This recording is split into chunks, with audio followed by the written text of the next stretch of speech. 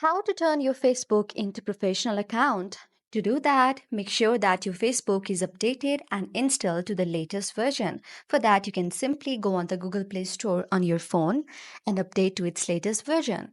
You can also open Facebook on your Google Chrome. For that, simply go on Google Chrome and then after searching for Facebook on the search bar, you will see an interface like this. After doing this, you can click on the three horizontal dot which is given at your profile. After tapping on this, you will now see the interface like this.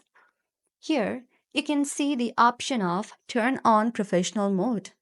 After tapping on this option and clicking on turn on,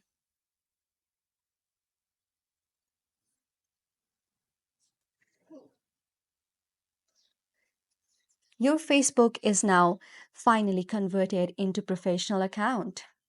To review this, you can see this. And now, this is how you convert your Facebook account to the business profile. I hope this video helped you.